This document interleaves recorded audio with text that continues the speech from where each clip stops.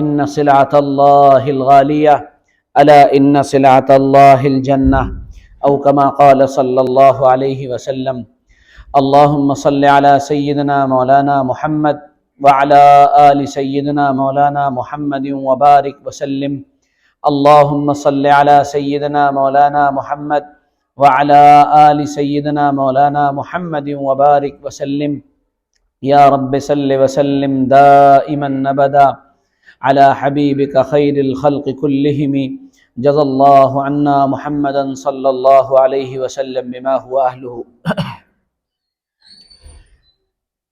انسان کو اللہ تعالیٰ نے اپنی قدرت اور اپنے حکم سے پیدا فرمایا ہے، اور انسان کے بارے میں بہت سی باتیں اللہ تعالیٰ نے بیان فرمائی ہیں جو انسان کی زندگی کے تعلق سے، اس کے مزاج کے تعلق سے، اس کی عادت کے تعلق سے بڑی اہم ہیں، جن کو اگر انسان سمجھ لے تو انسان کے لیے یہ زندگی بڑی آسان ہو جائے گی۔ حالات جو ہیں ان کو دیکھ کر یہ محسوس ہوتا ہے، بڑی دنیا ایسی ہے کو دیکھ کر یہ محسوس ہوتا ہے کہ وہ پریشان ہیں اور بڑی پریشانی کی زندگی گزار رہے ہیں، اور ان کی پریشانی کا حال یہ ہے کہ وہ اس پریشانی سے نکلنے کے لیے شراب کا، طرح طرح کے نشوں کا سہارا لے رہے ہیں، اور وجہ یہ ہے کہ وہ مطمئن نہیں ہیں، اندر سے اطمینان ان کو حاصل نہیں ہے۔ لیکن اللہ تعالیٰ کا بنایا ہوا قانون اور نظام اگر انسان سمجھ لے تو ساری چیزیں آسان ہوتی چلی جاتی۔ جو آیت میں نے ابھی آپ کے سامنے تلاوت کی ہے، لَقَدْ خَلَقْنَا الْإِنسَانَ فِي كَبَدٍ، اس میں اللہ تعالیٰ نے انسان کے بارے میں ایک بڑی جرنل بات کہی ہے، ایک ایسی بات کہی ہے کہ اگر صرف اسی کو آدمی سامنے رکھے تو نہ جانے کتنی پریشانیاں اپنے آپ ختم ہو جائیں گی۔ اس آیت کا مطلب یہ ہے ہم نے انسان کو مشقت کے لیے پیدا کیا ہے، یعنی انسان پیدا ہی مشقت میں اور پریشانی میں ہوا ہے۔ آپ اندازہ لگائیے، اپنی زندگی کے بارے میں سوچنا شروع کیجئے کہ انسان ماں کے پیٹ میں بڑی تنگ اور تاریک جگہ میں تھا، یہ خود ایک پریشانی تھی جس کا احساس انسان کو نہیں تھا، نہیں ہے، لیکن پریشانی تھی۔ پھر اس کے بعد وہ دنیا میں آیا، ایک بہت چھوٹی سی جگہ سے نکل کر وہ دنیا میں آیا، نکلنے میں پریشانی، اتنی پریشانی کہ اگر اس وقت اللہ کی تائید اور مدد شامل حال نہ ہو تو انسان کا گلا دب جاتا ہے، وہ مر جاتا ہے۔ کتنے بچے پیدائش کے عمل میں اللہ کو پیارے ہو جاتے ہیں، وہ ایک مستقل پریشانی ہے۔ پھر اس کے بعد زندگی کا اگلا مرحلہ، اب یہ دنیا کے اندر آیا، اب اس کے کھانے پینے کا مرحلہ ہے، اب اس کو غذا کی عادت نہیں ہے، ابھی تک یہ خون سے پل رہا تھا، اب اس کو غذا کی عادت نہیں، غذا کی عادت نہ ہونے کی وجہ سے اب جب اس کے منہ میں غذا جاتی ہے، ماں کا دودھ جاتا ہے تو پھر یہ پریشان، پیٹ میں درد ہو رہا ہے، تکلیف ہو رہی ہے۔ اگلی پریشانی یہ ہے کہ یہ اپنی اس تکلیف کو بیان نہیں کر سکتا کہ اس کے پاس زبان نہیں ہے، یعنی یہ بول نہیں سکتا۔ پیٹ میں درد ہے تو روئے گا، پیٹ میں درد ہے تو روئے گا، سر میں درد ہے تو روئے گا، اب یہ رو رہا ہے، ماں باپ پریشان ہے، الجھن میں ہے، رت جگہ ہو رہا ہے۔ جن کے بچے چھوٹے ہیں، جن کی شادیاں ابھی ہوئی ہیں 1.5-2 سال کے اندر اندر، ان کو اندازہ لگ رہا ہوگا کہ بچے کیسے پالے جاتے ہیں۔ رات میں شہزادے اٹھ گئے اور اٹھنے کے بعد رونا شروع کر دیا، اب آپ کچھ بھی ہوں بیٹھیے، بیگم صاحبہ نے بھی کہہ دیا کہ 1 گھنٹے تو مجھے سنبھالتے ہوئے ہو گئے، اب تھوڑا سا آپ بھی دیکھ لیں، تھوڑا تعاون کریں، مدد کریں۔ اب یہ لے کے بیٹھا ہوا ہے بیچارہ، ہلا رہا ہے، دھلا رہا ہے نا، کر رہا ہے سب۔ پھر اس کے بعد زندگی کا اگلا مرحلہ آیا کہ اب اس نے بولنا شروع کیا، بولنے سے پہلے اس کے دانت نکلے تو پریشان، کہ صاحب الٹی ہو رہی ہے، کہ صاحب بخار آ گیا، کہ صاحب یہ تکلیف ہو گئی، کہ اب یہ والی پریشانی ہو گئی، اب یہ ایک پریشانی ہے۔ پھر اس کے بعد انہوں نے چلنا شروع کیا تو چلنے میں ایک پریشانی یہ آئی، چلے پہلے گھٹنوں چلے، یہاں گھسے وہاں گرے، بیٹھ پہ سے گر گیا، جا رہا تھا پیر پھسل گیا، یہ ہو گیا۔ اب یہ تھوڑا اور بڑا ہوا، اور بڑے ہونے میں دوڑنا شروع کیا، ٹھوکر لگی، گرے، سر پھٹ گیا، کھیلنے چلے گئے وہاں پر چوٹ لگ گئی، یہ کرنے گئے وہاں پر گر گئے۔ تو اگر آپ الحمدللہ اگر آپ اس زندگی کا جائزہ لیں تو یہ پریشانی کی زندگی، اب یہ تھوڑا بڑا ہوا، اب پڑھنے کی پریشانی، آ جاؤ بھائی، ٹیچر نے ہوم ورک بہت دے دیا، استاد صاحب نے پٹائی لگانا شروع کر دی، تم کو 2 صفحے یاد کرنے کے لیے دیے تھے، حافظے میں بیٹھا، ناظرے میں بیٹھا، ہجے لگا رہا ہے، اس کو ہجے نہیں لگ رہے ہیں، پھر اس کے بعد یہ پریشانی، اور پھر اگر مولویت کی لائن میں ہمارے یہاں آ گیا، چلو بھائی بسم اللہ الرحمن الرحیم، اب یاد کرو، ضرب یضرب ضربا فهو ضارب، اور یضرب فعل یفعل، وہ اس میں لگا ہوا ہے بیچارہ، لگا ہوا ہے، رٹ رہا ہے، رٹے مار رہا ہے، پھر وہ نحو آ گئی، گرامر آ گئی، اس میں پریشان، انگریزی، فزکس، کیمسٹری، بایولوجی، فلاں، جو پڑھ رہا ہے بیچارہ اس میں پریشان ہے، ایک الجھن ہے۔ لے دے کر کے پڑھائی پوری ہوئی، گھر والوں نے کہا بیٹا پڑھائی پوری ہو گئی، اب نوکری کرو، کچھ کما کے لا کے دو، اب یہ نوکری میں پریشان، بڑا نوجوان، اب دیکھیں نوئیڈا میں پڑا ہوا ہے، یہاں پڑا ہوا ہے، کال سینٹرز میں جاب کر رہے ہیں، وہاں جا رہے ہیں، یہ جا رہے ہیں۔ مولوی بیچارہ فارغ ہوا، اسے کہا بھائی اب تم کیا کرو گے؟ کہ بھائی تم مسجد پکڑو، تم مدرسہ پکڑو، تم یہاں پڑھانا شروع کرو۔ تو مولوی کو تو بیچارے کو پھر بھی چین ہے کہ بھائی ہم نے تو یہی کرنا ہے، بھائی کیا کرنا ہے کہ نماز پڑھانی ہے، اور کیا کرنا ہے کہ بھائی مدرسے میں پڑھانا ہے، کہ اور پیسہ، کہ ٹھیک ہے بھائی جو ہے اس پہ قناعت ہے۔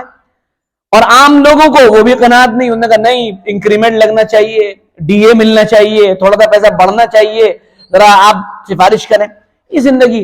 اور پھر اس کے بعد یہ تو کریلا تھا، ابھی اس کے بعد نیم یہ چڑھا کہ بھائی شادی ہوگی، اب بہت خوشی خوشی اس نے شادی کر لی بیچارے نے، اور اس کو یہ لگا، سب نے یہ بتایا کہ شادی بڑی اچھی چیز ہوتی ہے، اس نے شادی کر لی۔ شادی کے بعد اگلی پریشانیاں شروع ہو گئیں، اب یہ دیکھنا ہے میاں بیوی کا مزاج ملا کہ نہیں ملا، اب یہ ایک مصیبت شروع ہو گئی۔ اس کے بعد بچے پیدا ہو گئے، اب چلو بیٹا اب اس میں لگ جاؤ۔ اب یہ ساری زندگی بیچارہ، آپ غور کریے، پوری زندگی کی خوشی یا خوشیاں کتنی دیر کی ہوتی ہیں، آپ اندازہ لگائیے۔ قرآن نے بڑا سٹیک تبصرہ کیا، لقد خلقنا الانسان فی کبد، تم مشقت ہی کے لیے پیدا ہوئے ہو، پریشانیوں کے لیے ہی پیدا ہوئے ہو، ہر دن پریشانی، توڑے لگ رہے ہیں، کبھی کاریگر نہیں آیا، توڑے لگ رہے ہیں، ہل ختم ہو گئی، فلانا کر رہے ہیں، پیمانہ ٹوٹ گیا، فلانا کر رہے ہیں، یہ ہو گیا، یہ کر رہے ہیں، ہڑتال ہو گئی، یہ کر رہے ہیں، کورونا آ گیا، یہ کر رہے ہیں، فلاں مر گیا، آج کام شروع ہوا، شادی ہے، آج کام شروع ہوا، فلانا ہے، عقیقہ ہے، یہ ہے، دنیا جہان کی جھنجٹ ہر وقت لگے ہوئے ہیں، ہر وقت انسان اسی ادھیڑ بن میں لگا ہوا ہے۔ ادھر وہ ہو گیا، بیوی کی ڈیمانڈ آ رہی ہے، مجھے بندہ لینا ہے، مجھے ٹاپس لینا ہے، مجھے کپڑے لینے ہیں، مجھے فلانا لینا ہے، ابھی میرا برقع ایک پرانا ہو گیا، ایک برقع لا کے دو مجھے، ایک یہ، ہر وقت پریشانی میں انسان لگا ہوا ہے۔ لیکن اگر وہ اللہ تعالیٰ کی اس بات کو یاد کر لے، لقد خلقنا الانسان فی کبد، ہم نے تم کو مشقت میں پیدا کیا ہے، سارے مسئلے ہاتھ کرنے یہی ہے، کرنے یہی ہے۔ نقشبندیہ سلسلے میں ایک بڑی زبردست بات بتائی جاتی ہے، بہت زبردست بات، اور مطلب وہ بڑی یعنی اتنی کارآمد چیز ہے کہ اگر آدمی اسے سیکھ لے تو سارے مراحل آسان ہو جاتے ہیں۔ وہ یہ فرماتے ہیں اس کے مشائخ کہ جب تمہیں کوئی برا کہہ رہا ہو، ہے نا، یہ بھی زندگی کا ایک مسئلہ ہے، اس نے مجھے برا کہا، اس نے مجھے ایسا کہا، وہ یہ فرماتے ہیں کہ جب تمہیں کوئی برا کہے تو تصور یہ کیا کرو، سوچا یہ کرو کہ یہ بات یہ نہیں، اس سے اللہ مجھے کہلوا رہا ہے، اب مجھے سدھرنے کی ضرورت ہے۔ یہ مولوی صاحب تو ایسے ہی ہیں، چندہ کھا جاتے ہیں، بھائی دیکھو کہیں ایسا تو نہیں ہو رہا چندہ کھا رہے ہیں، بھائی مولوی صاحب تو ایسے ہی ہیں، ادھر ادھر کی باتیں کرتے ہیں، دیکھو کہیں ایسا تو نہیں ہے، تو یہ اللہ کہلوا رہا ہے، ذرا اپنے بارے میں دیکھو، غور و فکر کرو۔ تو جب یہ سوچ لے گا زندگی بڑی آسان ہوتی چلی جائے گی۔ اللہ کے نیک بندے اور بزرگ جو حضرات ہوتے ہیں ان کے نگاہ میں یہ سب چیزیں ہوتی ہیں، ہوتا ہے شب و روز تماشا میرے آگے، بازی چے اطفال ہے دنیا میرے آگے، سب ہوتا رہتا ہے۔ ایک آدمی گالی دے گا، اگلے دن پیر پکڑے، حضرت دعا کر دیجئے، دعا کر دیجئے۔ ہم دیکھتے ہیں بہت زندگی کے بڑے ایسے تلخ تجربات، بڑے مزیدار تجربات ہونے ہیں۔ کل باہر گالی دے رہا تھا، آج کام پھنس گیا، بس حضرت آپ کی دعا اگر ہو جائے کام بن جائے گا۔ آج ساتھ کھڑا ہوا ہے، کل باہر جا کے گالی دینے لگے گا. یہ آپ ہر وقت رکھیے کہ یہ پریشانیاں آنی ہیں. یہ قرآن پاک کی ایک آیت ہے جو ہماری زندگی کو آسان بنا دے گی. دوسری قرآن کی آیت، وَجَعَلْنَا بَعْضُكُمْ لِبَعْضٍ فِتْنَةً أَفَلَا تَصْبِرُونَ. ہم نے تم میں سے بعض کو بعض کے لیے آزمائش بنایا ہے. ایسی آیت افلا تبصرون، صبر نہیں کرو گے؟ یعنی یہ کہا جا رہا ہے صبر کرو، جھیلو، برداشت کرو. اب یہ کیا ہے؟ قرآن کیا کہہ رہا ہے؟ ہم نے تم میں سے بعض کو بعض کے لیے آزمائش بنا دیا ہے. آپ اندازہ لگائیے.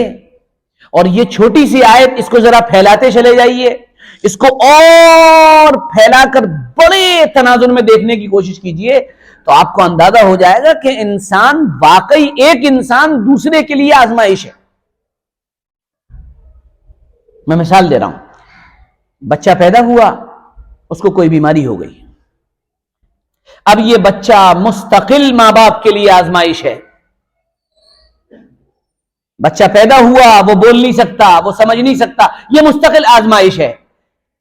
جس کی نگاہ اللہ رب العزت کے اس قانون پر نہیں ہوگی، لَقَدْ خَلَقْنَا الْإِنسَانَ فِي كَبَدٍ، اور دوسرا کہ ہم نے تم میں بعض کو بعض کے لیے فتنہ اور آزمائش کا سامان بنا دیا. وہ پریشان رہے گا، وہ کہے گا یار میں کیا کروں، میں اپنے بچے کی وجہ سے بڑا پریشان ہوں، یہ نہ بول پاتا ہے، یہ نہ سمجھ پاتا ہے. اور جناب رسول اللہ صلی اللہ علیہ وسلم نے اس کی اور دوسری ایک توجیہ فرمائی، اور فرمایا کہ دیکھو تمہارے یہاں کوئی کمزور، کوئی دماغ سے معذور، کوئی اور نہ کمانے والا موجود ہو، اس کو کبھی بوجھ مت سمجھا کرو، بلکہ یہ فرمایا کہ تم کو جو رزق ملتا ہے وہ تمہارے کمزوروں کی وجہ سے ملتا ہے. ہم اسے بوجھ سمجھ رہے ہیں اور رزق اللہ اس کی وجہ سے دے رہا ہے. ہمارے یہاں تو اللہ کا شکر ہے الحمدللہ مسلمانوں میں نہیں ہے، یہ اللہ کا فضل ہے. جو بے دین ہیں ان کی بات نہیں، دینداروں میں نہیں ہے، وہ تو بہت خدمت کرتے ہیں. ایک صاحب کے ہمارے دوست سے ان کے بھائی کا انتقال ہو گیا، وہ بیچارہ دماغ سے اور اس سے معذور تھا. میں اس کے گیا، اس کے والد بہت رو رہے تھے. میں دل میں سوچنے لگا، میں نے کہا یار یہ کیوں رو رہے اتنا؟ لڑکا تو معذور تھا، ایک طرح سے بظاہر دیکھا جائے تو بوجھ تھا، لیکن وہ بہت رو رہے تھے. تو میں نے ان کو تسلی دی، میں نے کہا بالکل آپ کا رونا واجب ہے اور صحیح ہے، آپ کا بچہ آپ کے لیے باعث رحمت تھا. تو جب یہ نگاہ ہوگی، آپ دیکھیے زندگی کے مسئلے حل ہوتے چلے جائیں گے. کبھی کبھی بھائی بھائی کے لیے آزمائش بن جاتا ہے. آپ دیکھ لیے دنیا میں مقدمات پھیلے ہوئے ہیں. بھائی بھائی کے خلاف کورٹ گیا ہوا ہے، بھائی بھائی کے خلاف ہتھیار اٹھا رہا ہے، بھائی بھائی کو مارنے کے لیے تیار ہے. آپس میں نبھنی نہیں. اللہ کا بنایا وہ اصول یاد رکھیے، وَجَعَلْنَا بَعْضَكُمْ لِبَعْضٍ فِتْنَةً. اپنے بعض کو بعض کے لیے آزمائش بنایا ہے. پریشان مت ہو، دیکھتے رہو کیا چل رہا ہے. امام راضی رحمت اللہ علیہ مایا ناز مفسر، کتنا بڑا آدمی، 30 جلدوں میں قرآن پاک کی زبردست تفسیر لکھی، یعنی لاسانی. میں تو طلبہ سے اکثر اپنے جو پڑھنے والے ان سے کہتا ہوں سب پڑھ لیا کرو، پھر امام راضی کی بارگاہ میں حاضر ہوا کرو، پھر دیکھو جلوے ان کے الگ ہی جلوہ نظر آئے گا وہاں. اتنا بڑا آدمی، ان کے بارے میں لکھا ہے، ان کی سوانح جو ہے اس میں لکھا ہوا ہے کہ یہ اتنا بڑا امام، اور ان کا ایک بھائی تھا جو ہر وقت ان کے پیچھے لگا رہتا تھا، وہ برائی کرتا رہتا تھا، ہر ایک سے برائی کرتا تھا، ہر ایک کے سامنے امام راضی کی کمی نکالتا تھا، اور یہ اس کو اپنے سے الگ نہیں کرتے تھے. برائی بھی کر رہا ہے ساتھ بھی ہے. یہ بھی آپ کے لیے آزمائش، بھائی آپ کے لیے آزمائش، کبھی بھتیجا آپ کے لیے آزمائش، اور کبھی بیوی آپ کے لیے آزمائش، بہت بڑی آزمائش. آپ کو جینے نہیں دے رہی. بڑے سخت اور بڑی گندی اور بڑی بےہودہ اور بڑی فحش اور بڑی خطرناک باتیں آپ کے خلاف کر رہی ہے. نقشہ سامنے رکھیے، وَجَعَلْنَا بَعْضَكُمْ لِبَعْضٍ فِتْنَةً. یہ میرے لیے آزمائش ہے. جو یہ نہیں سمجھے گا پریشان رہے گا، جو یہ سمجھ لے گا اللہ کی اس اسکیم کو وہ بڑا ہو جائے. ٹھیک ہے یہ تو ہوتا ہے. وہ مشہور واقعہ نا، سنا ہوگا نا، گھر پہ پہنچے، بڑے شیخ بڑے پیر تھے، گھر پہ پہنچے، بیگم کہنے لگی تم بھی کوئی پیر ہو؟ پیر تو وہ تھا جو آج اڑ رہا تھا۔ کہا کہ وہ میں ہی تو تھا۔ کہنا اچھا، تبھی ٹیڑے ٹیڑے اڑ رہے تھے۔ تو آپ بیوی کے سامنے بزرگ نہیں بن سکتے؟ بہت کم لوگ ایسے ہوں گے جو بیوی کی نگاہ میں بزرگ ہوں گے، ورنہ وہ تو آپ کو سر سے پیر تک جانتی ہے نا، سب سے زیادہ اسی سے آپ کا واسطہ، سب سے زیادہ اسی سے آپ کا ساتھ۔ کہنے وہ ٹیڑے تبھی اڑ رہے تم ہی تھے؟ اچھا ہاں، تبھی ٹیڑے اڑ رہے تھے۔ تو یہ مستقل آزمائش۔ یہاں فیروز آباد کے ایک بزرگ تھے، میں ان کا نام نہیں لوں گا، پرانے لوگ ہیں وہ سمجھ جائیں گے، بڑے زبردست آدمی تھے، اور اللہ تعالیٰ نے ان سے بڑا کام لیا، اور بڑے فنا فی اللہ، بڑے اللہ والے آدمی تھے۔ ان کی بیوی اعلیٰ درجے کی بے پردہ عورت، ان کی بیوی اعلیٰ درجے کی بد زبان۔ ان سے کسی نے جا کر کہا اتنی بد زبان عورت ہے، ایسی عورت ہے، اور آپ اسے اپنے ساتھ رکھے ہوئے ہیں۔ بڑی بات کہی انہوں نے، اللہ اکبر۔ فرمایا چھوڑنے کو تو میں 1 منٹ میں چھوڑ سکتا ہوں، 2 وجہ سے نہیں چھوڑتا ہوں۔ میرے بعد اس کا ہوگا کیا؟ ایک، اور دوسری بات اگر یہ کسی اور کے نکاح میں جائے گی تو اسے پریشان کرے گی، اور میں نہیں چاہتا کہ اللہ کی کوئی مخلوق، اللہ کا کوئی بندہ میری وجہ سے پریشان ہو۔ آخر میں انہوں نے پھر مسجد میں اپنا مسکن بنا لیا تھا، اور مسجد میں رہا کرتے تھے۔ یہ ایک مستقل آزمائش۔ تو انسان قدم قدم پر آزمائشوں میں گھرا ہوا ہے۔ کچھ لوگ دوسروں کے لیے فتنہ، آپ بھی کسی کے لیے فتنہ بن رہے ہیں، آپ بھی کسی کے لیے آزمائش بن رہے ہیں۔ اپنے آپ کو صاف ستھرا مت سمجھیے، کسی کا نفاق، کسی کی منافقت کسی کے لیے آزمائش ہے۔ امام زین العابدین رحمت اللہ علیہ، جو سیدنا حسین رضی اللہ عنہ کے بیٹے ہیں، یہ اپنے خاندان میں آل رسول میں اکیلے بچے تھے کربلا میں، باقی سب کو قتل کر دیا گیا تھا۔ انہی سے سادات حسینیہ کا نسب چلا ہے آگے۔ ان کو ایک ان کے ماننے والے نے گھر میں چھپا لیا، بڑا عبرتناک واقعہ ہے، شاید میں کبھی سنا چکا ہوں، بڑا دل دہلا دینے والا واقعہ ہے۔ ان کو چھپا لیا، اور وہ صبح اور شام آتا تھا اور آ کے روتا تھا، ہائے آل رسول، آل رسول، ہم کچھ نہ کر سکے، جیسا کہ مزاج ہوتا ہے ان لوگوں کا، ہائے آل رسول، ہم کچھ نہ کر سکے۔ روتا تھا روتا تھا۔ یہ سوچتے تھے کتنا مخلص آدمی ہے، اپنے گھر میں ٹھہرایا ہوا ہے، روزانہ آتا ہے، مجھے دیکھ کے روتا ہے، کھانا پانی سب کھلا رہا ہے۔ کچھ دن گزرے، ایک دن آیا اور آ کر کہنے لگا کہ حضرت آنکھ بند کر لیجئے۔ انہوں نے آنکھ بند کر لی، تو اس نے آنکھ پر پٹی باندھی، اور پٹی باندھ کر کہا حضرت ہاتھ پیچھے کر لیجئے۔ انہوں نے ہاتھ پیچھے کر لیے، تو اس نے پیچھے سے ہاتھ باندھے اور ان کو لے گیا اور جا کر گورنر کے محل میں گورنر کے سامنے پیش کر دیا۔ جب آنکھیں کھلیں تو انہوں نے کہا یہ کیا، یہ کہاں کھڑا ہوں؟ گورنر نے کہا ہم بہت خوش ہوئے، اور اپنے ایک نوکر کو حکم دیا کہ اس آدمی کو اشرفیوں کی ایک تھیلی دے دو۔ امام زین العابدین کے سامنے اشرفیوں کی وہ تھیلی لی، اور ایک طرف سے چپ چاپ سے چلا گیا۔ کون تھا؟ جو صبح شام رویا کرتا تھا۔ آپ کو ایسے منافق بھی ملیں گے، آپ کے ساتھ رہیں گے، آپ کے ساتھ اٹھے بیٹھیں گے بھی، لیکن پورا بھرپور کام یہ کریں گے کوئی موقع ملے بس کھیل کر دو، کھیلا ہو گے، جہاں موقع ملے وہیں مار دو۔ ایسے لوگ بھی آپ کو مل جائیں گے، یہ بھی آپ کے لیے آزمائش ہے۔ جب کبھی کبھی اس طرح کے لوگوں سے واسطہ پڑتا ہے زندگی میں، یا پڑتا تھا، تو ایک دن میں نے ابا سے کہا، میں نے کہا کیا ان لوگوں کے ساتھ کام کریں، یہ دیکھیے یہ فلاں ہے، یہ اعلیٰ درجے کا منافق ہے، یہ یہاں ایسے رہتا ہے، فلاں جگہ جا کے یہ کہتا ہے، یہ ایسا ہے، یہ کرتا ہے۔ تو ہمارے ابا بہت شاندار بات فرمایا کرتے ہیں، کہنے ہیں کہ کام تو انہی کے ساتھ کرنا ہے، جبرائیل تو آئیں گے نہیں تمہارے ساتھ، فرشتے تو اتریں گے نہیں تمہارے ساتھ، کام انہی کے ساتھ کرنا ہے۔ ہمیشہ یاد رکھیے گا، یا بہت یاد رکھیے گا، بیچ کی ایک بات بتا رہا ہوں، ہمیشہ دوسروں کے ساتھ مخلص بن کے رہیں۔ منافقت کے ساتھ نہ رہیں. منافقت جو ہے یہ عورتوں کے مزاج کا حصہ ہے، ادھر کچھ سامنے کچھ پیچھے کچھ. آدمی بن کے رہیں، جوان مرد بن کے رہیں. سمجھ میں آ رہی بات؟ تو میں عرض یہ کر رہا تھا کہ انسان آزمائشوں میں ہے. کبھی کبھی ایسا ہوگا کاروبار آزمائش بن گیا، آپ سب کر لے رہے ہیں لیکن کاروبار نہیں اسٹیبل ہو پا رہا ہے. پورا دم لگا دے رہے ہیں آپ، کاروبار اسٹیبل نہیں ہو پا رہا ہے.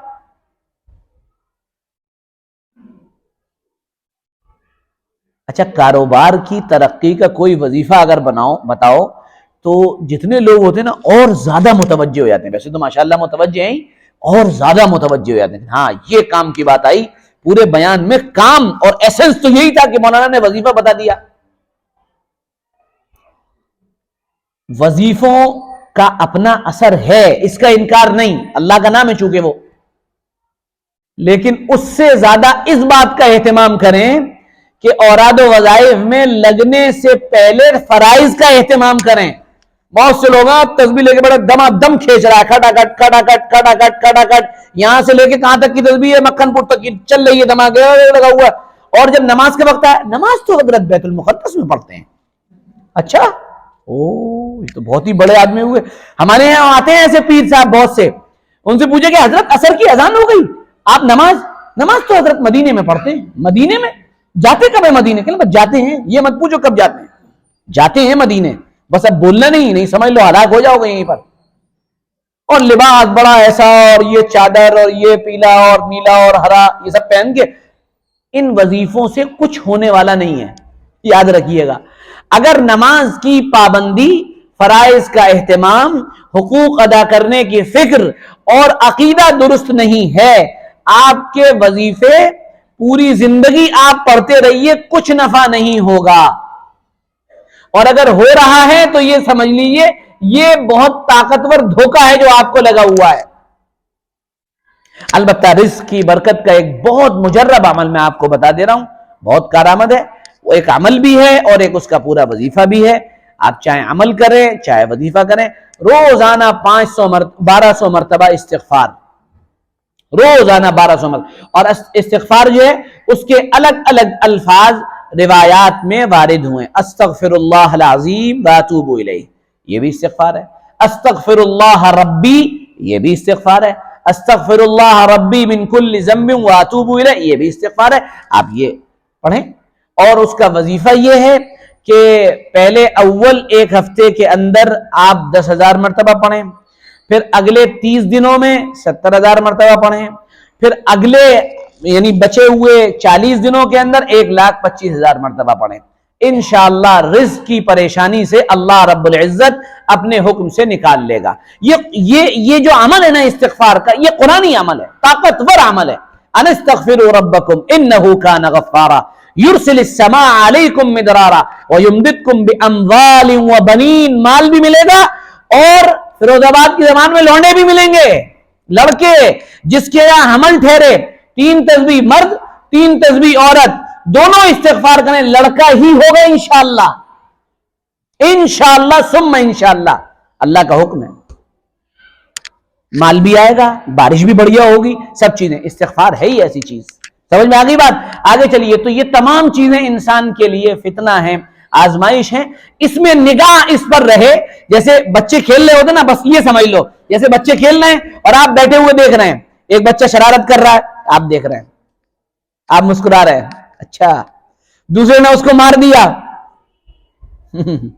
تیسرا کچھ اور کر رہا ہے، آپ ہنستے ہیں نا دیکھ کر. آپ اسی طرح دنیا میں جو ہو رہا ہے نا اس کو دیکھ کر مزے لیں. اوہو بیوی نے گالی دی، دلوائی جا رہی ہے. فلاں نے برا کہا، اوہ کہلوایا جا رہا ہے. اچھا، یہ سب آزمائش ہے میرے لیے. آپ گاڑی سے جا رہے ہیں، برابر سے ایک گاڑی والا آیا، وہ لے گیا گاڑی. آپ نے کہا اچھا ہم سے ارے ہمیں جانتے ہو ہم کون ہیں، آ جاؤ ہو جائے پھر بات. آپ تیزی کے ساتھ جا رہے ہیں بھگاتے ہوئے اور بالکل آپ نے سب کو پیچھے کرنے کی کوشش کر لی. اس سے کوئی فائدہ نہیں ہے. یہ ایک ایسی چیز ہے جسے برداشت کرنا ہے، جسے ٹالوریٹ کر لینا ہے ہمیں. آپ یہاں بیٹھے ہوئے ہیں، پیچھے سے ایک صاحب اٹھ کر آئے سب کو ہٹاتے ہوئے. ایک بات تو یہ ہے کہ آپ لڑ پڑیں، اور دوسرا یہ آپ جگہ دے دیں. قرآن کہہ رہا فَافْصَحُوا يَفْصَحِ اللَّهُ لَكُمْ. تم ان کے لیے آسانیاں پیدا کرو، جنت میں تمہارے لیے آسانیاں اور کشادگی پیدا ہوگی۔ آپ نے یہ سوچا آ جاؤ، کسی نے ہارن دیا سائڈ کر لی، نکل بھائی نکل جا آگے، نکل جاؤ آگے، نکل جاؤ، تم اس میں خوش ہو نکل جاؤ آگے۔ یہ لڑنے کی چیز نہیں ہے۔ جب یہ نگاہ میں ہوگا دنیا کی ہر پریشانی آپ کے لیے انتہائی آسان ہو جائے گی، انتہائی سہل ہو جائے گی۔ حضرت مولانا حسین احمد مدنی رحمۃ اللہ علیہ کے پاس ایک آدمی، ان کے گھر سے خطوط آتے، بہت خط، یہ خط، یہ خط، یہ خط۔ تو ایک مرتبہ خط آیا، یہ ہو گیا، یہ ہو گیا، یہ ہو گیا، یہ ہو گیا، جیل میں ہیں، پریشان بھی ہیں۔ حضرت نے خط پلٹا اور پلٹ کر اس پہ لکھا، مصائب میں الجھ کر مسکرانا میری فطرت ہے، مصائب یعنی پریشانیوں میں الجھ کر مسکرانا میری فطرت ہے، مجھے بربادیوں پہ اپنی اشک برسانا نہیں آتا۔ میں ان چیزوں پر روؤں گا نہیں، یہ تو آزمائشیں ہیں، منزل کہیں اور ہے، مجھے کہیں اور پہنچنا ہے، پریشان ہونے کی ضرورت نہیں ہے۔ لیکن اب مسئلہ یہ ہے کہ یہ بات سمجھائے کون اور کسے سمجھائی جائے؟ ہر بات ہر ایک کو سمجھائی نہیں جاتی اور ہر بات ہر کوئی سمجھ نہیں پاتا ہے۔ ایک بڑا دلچسپ واقعہ بتا کے میں آج کا یہ بیان پورا کروں گا، بڑا دلچسپ واقعہ ہے تو بچوں کا سبق بہت بڑا ہے اس کے اندر، اس کو یاد رکھیے گا۔ ہوا یہ کہ ایک مرتبہ ایک گدھا آ رہا تھا، ادھر سے گھوڑا آ رہا تھا، گدھے اور گھوڑے کی ملاقات ہو گئی۔ جب گدھے اور گھوڑے کی ملاقات ہوئی تو گھوڑے نے گدھے کو دیکھا کہ اس کے پیر میں زخم ہے۔ اس نے پوچھا بھائی یہ کیا ہو گیا؟ کہنے لیں کہ وہ ہوا یوں کہ ایک کتے نے میری ٹانگ پکڑ لی۔ تو نے کہا تم نے لات نہیں ماری؟ کہنے وہ بڑا دانت تھے اس نے پکڑ لیا، مجھے زخم لگ گیا۔ اب گھوڑا غصہ ہو رہا ہے، گدھا غصہ ہو رہا ہے اور کہہ رہا ہے یہ مل جائے کسی دن، مل جاتا میں اس کی جو پونچھ ہے نا نلکی میں ڈال دیتا، سیدھا ہو جاتا یہ۔ تو گھوڑا کہنے لگا ارے یار غصہ مت کرو، جو چوٹ لگی ہے علاج کراؤ پہلے جا کے، یہ زیادہ ضروری ہے۔ اور کتے کی دم جو ہوتی ہے نا وہ 12 سال بھی نلکی میں رکھ کے سیدھی نہیں ہوتی ہے۔ سمجھ میں آ رہی بات تمہیں؟ گدھا کہنے لگا ہوتی ہے، گھوڑا کہنے لگا نہیں ہوتی۔ ان دونوں میں بحث و مباحثہ شروع ہو گیا۔ جب یہ شروع ہوا انہوں نے کہا اچھا ایسا بادشاہ سلامت کے پاس چلتے ہیں، چلو۔ اب یہ دونوں بادشاہ سلامت کے پاس چلے، وہاں پہنچنے کے بعد حضرت مقدمہ ہے، کہا بتاؤ کیا بات ہے؟ چلیں یہ پورا واقعہ ہوا اور میں اس سے یہ کہہ رہا ہوں کہ کتے کی دم کبھی بھی نلکی میں 12 سال تک بھی رکھ لو وہ سیدھی نہیں ہوگی۔ بادشاہ نے بات سنی اور بات سن کر کہا گائے کو بلایا جائے۔ گائے آ گئی، کہا تمہارے چمڑے کے بنے ہوئے جوتے تمہارے پاس موجود ہیں کہیں؟ کہنا جی۔ کہنا وہ جوتے لاؤ اور گھوڑے کے سر پہ 10 جوتے مارو۔ حکم کی تعمیل کی گئی، جوتے لائے گئے اور گھوڑے کے سر پہ مارے گئے۔ گھوڑا کہنے لگا اب انصاف جنگل سے بھی ختم ہو گیا، ہم تو بھارت ہی سے سمجھ رہے تھے، جنگل سے بھی ختم ہو گیا انصاف، کیا کیا جائے؟ وہ بڑا رونے چلنا، اللہ انصاف کر دیجئے، اللہ انصاف، یہ روتا ہوا پھر رہا۔ یہ خبر شیر کو مل گئی، بادشاہ نے پھر طلب کیا، کہا کیوں چلا رہے ہو، کیوں رو رہے ہو؟ کہنا بادشاہ سلامت آپ ایمانداری کی بات بتائیے، میں نے بات غلط کہی ہے صحیح کہی ہے؟ بادشاہ نے کہا بالکل صحیح کہی ہے، اور میں نے بحث جو کی تھی صحیح کی تھی یا غلط کی تھی؟ کہنا بالکل صحیح تمہاری بحث تھی۔ کہا پھر بھی آپ نے جوتے مجھے ہی پڑوائے۔ کہا تم نے یہ نہیں دیکھا کہ تم بحث کس سے کر رہے تھے، سمجھا کسے رہے تھے؟ بھائی وہ گدھا تھا، اس کو سمجھ میں آنی نہیں تھی، تم کچھ بھی سمجھا لو اسے سمجھ میں آنے والی نہیں ہے، تو پھر تم کیوں اپنا وقت خراب کر رہے ہو؟ جوتے اس لیے پڑوائے کہ تم سمجھدار ہو، تم گدھے پہ لگے ہوئے اسے سمجھانے کے لیے لگے ہوئے، بات سمجھو، لیکن وہ سمجھنے کو تیار نہیں ہے۔ جب وہ سمجھنے کو تیار نہیں تو پھر اپنے کام میں لگ جاؤ۔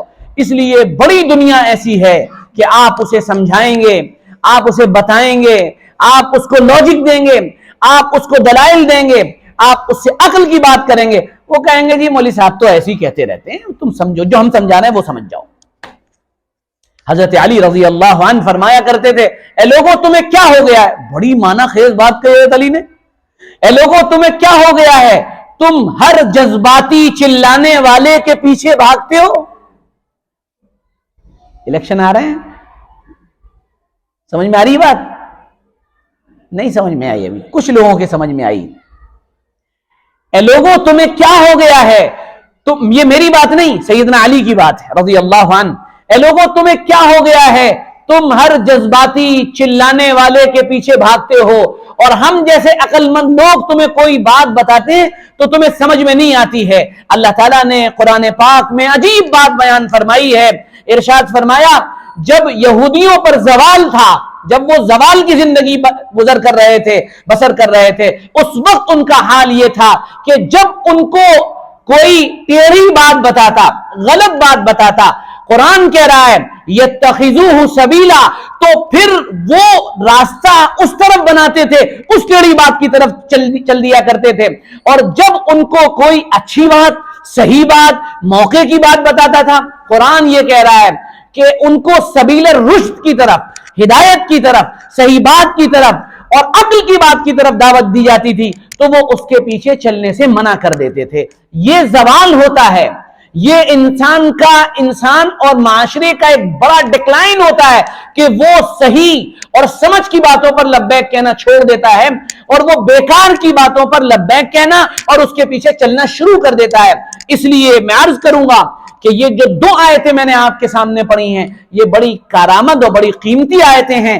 ان 2 آیتوں کو پلے باندھ لیجئے اور پھر دنیا کو دیکھنا شروع کیجئے، آپ کو اندازہ ہو جائے گا کہ دنیا میں جو کچھ ہو رہا ہے یہ دیکھنے میں بھی آپ کو مزہ آنے لگے گا۔ پہلی آیت لَقَدْ خَلَقْنَا الْإِنسَانَ فِي كَبَدٍ، ہم نے انسان کو مشقت میں پیدا کیا ہے، پوری زندگی مشقت میں گزرنی، تکلیفوں میں گزرنی ہے، آپ کچھ بھی کر لیجئے۔ اور دوسری چیز وَجَعَلْنَا بَعْضُكُمْ لِبَعْضٍ فِتْنَةً، ہم نے بعض کو بعض کے لیے آزمائش بنایا ہے۔ اگر یہ سمجھ میں آ جائے سارے راستے کلیئر، نہ آپ ڈپریشن کا شکار ہوں گے، نہ آپ پریشانی کا شکار ہوں گے، نہ آپ الجھن کا شکار ہوں گے۔ اجی میرا مزدور بہت پریشان کر رہا ہے، اچھا بعض کے لیے فتنہ ہے، آزمائش ہے، یہ آزمائش ہے میرے لیے۔ اجی میرا نوکر مجھے پریشان کر رہا ہے، آزمائش ہے، کوئی بات نہیں۔ اجی میرا بھائی پریشان کر رہا ہے، میرے چچا پریشان کر رہے ہیں، میرے پڑوسی پریشان کر رہے ہیں، میرے سامنے والے پریشان کر رہے ہیں، میرے سسرال والے پریشان کر رہے ہیں، میرے مائکے والے پریشان کر رہے ہیں، میرے فلانے پریشان کر رہے ہیں، کوئی بات نہیں۔ جعلنا بعضکم لبعض فتنہ، بعض کے لیے آزمائش ہے، نگاہ رکھیے اور زندگی سکون سے جیے، نگاہ اللہ کی ذات پر رہے، سارے مسئلے حل ہو جاتے ہیں۔ جب اللہ پر نگاہ نہیں رہتی تو آدمی ان مسائل کو خود حل کرنے کی کوشش کرتا ہے، نتیجہ ناکامی ہوتی ہے۔ اور آخری بات جو واقعے کے ذریعے کہی گئی، بیوقوفوں پر محنت کرنے کے بجائے کچھ سمجھدار لوگوں پر محنت کریے۔ ایک صاحب میرے پاس آئے، مرحوم ہو گئے بیچارے، میں نے رمضان المبارک میں 2 گھنٹے انہیں ایک چیز سمجھائی، ان کے بہت سے اشکالات میں 2 گھنٹے رمضان المبارک میں ان کو دیے، پوری بات ہو گئی، ساری بات ہو گئی۔ میں نے کہا کیا بھائی خیریت ہے؟ میں نے 2 گھنٹے تم پہ لگا دی، بات آپ کی بالکل صحیح ہے، دل نہیں مانتا۔ لو 2 گھنٹے ہم نے لگا دیے، دلائل پر دلائل لگ دیے، اور وہ سر ہلا کے جیسے بیل ہوتا نا، بات تو سب صحیح ہے، چارہ چاہیے، ویسے ہی پوری بات سمجھا دی، ایک ایک چیز کے لیے وہ سر ہلا کے کہہ رہے ہیں بات آپ کی بالکل صحیح ہے، دلائل بھی بڑے مضبوط ہیں، دل نہیں مانتا لیکن میرا۔ تو ایسے لوگوں کے پیچھے خدا کے واسطے وقت مت برباد کریے، چنیے لوگوں کو، سلیکٹ کریے، ان پر محنت کریے، نتائج اچھے ہوں گے، جلدی ہوں گے، اور انشاءاللہ کام کی شکلیں پیدا ہوں گی۔ جو ایسا ہو سمجھ نہیں رہا اس سے کہو بھائی صاحب السلام علیکم، آپ بہت عقل مند ہیں، بلکہ میں تو یہ کہتا ہوں کہ بیوقوف اگر کوئی مل جائے نا تو اس سے بحث مت کریے، وہ بحث کر رہا ہو، وہ چٹکلا ہے بڑا مشہور، اور وہ بحث کرتے ہوئے کہے کہ میں نے کل ہاتھی کو اڑتے ہوئے دیکھا ہے، تو آپ یہ کہیے گا ہاں بے شک کل میرے یہاں تار پہ بیٹھا ہوا تھا، اور یہ کہہ کے نکل جائیے، یہ بچنے کی راہ ہے، یہ بچنے کی راہ ہے۔ یہ مت بولیے جو چپ چاپ سے نکل جائیے کہ بھائی صاحب آپ بہت عقل مند ہیں، میرے اندر عقل ہی نہیں، آپ سمجھدار ہیں، میں بیوقوف ہوں، بات حل ہو جائے گی۔ اللہ مجھے آپ کو سمجھ کے ساتھ زندگی گزارنے کی توفیق عطا فرمائے۔ آخر دعوانا